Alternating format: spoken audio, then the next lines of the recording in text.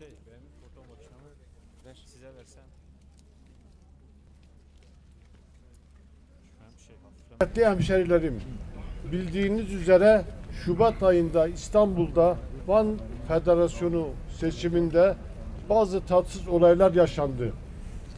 Dernek seçimi dostluk ve kardeşlik havasında başlamıştı.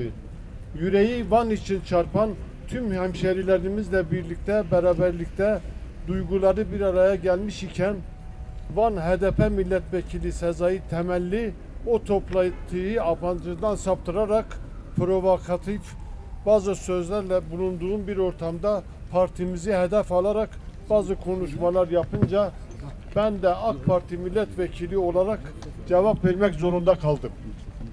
Aslında konuşmamı toplantının amacına uygun olarak İstanbul'da yaşayan hemşerilerimizin Van kültürüne, geleneklerine sahip çıkmaları üzerine yapmayı planlıyordum.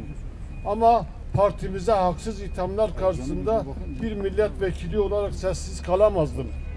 Divan Başkanı olayları yatıştırması gerekirken bu görevi layığıyla yapmadı.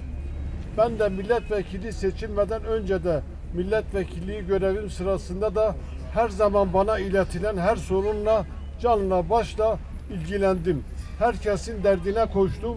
Bir çocuk yanıma gelse dahi saygıyla ayağa kalkarak karşılardım. Hemşerilerimin her derdiyle ilgilendim. Ben bu haksızlık karşısında kendimi Van halkının vicdanına, sizlerin vicdanına bırakıyorum. Bu bana yapılan haksızlığı sizlerin vicdanına bırakıyorum. Partimiz tarafından yürütülen Kürt sorununun bitirilmesi için Cumhuriyet tarihi boyunca atılmış en cesur adımdır.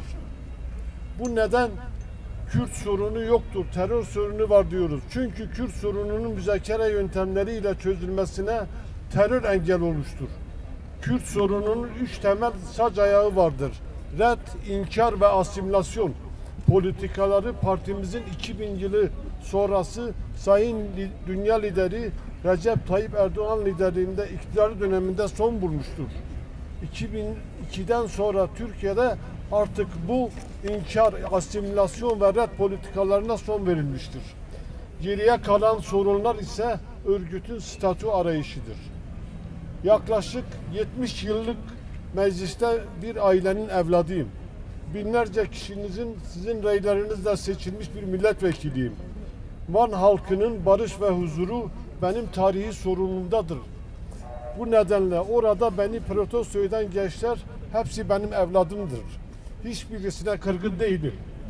Bugün dahi olsa İstanbul'daki hemşerilerimin bir tırnağına bir iğne batsa bir İrfan Kartal olarak yine ben yanlarında olacağım. Bu duygu ve düşüncelerle İstanbul'da yaşayan Vanlı hemşerilerimiz olmak üzere tüm halkımı selamlıyorum.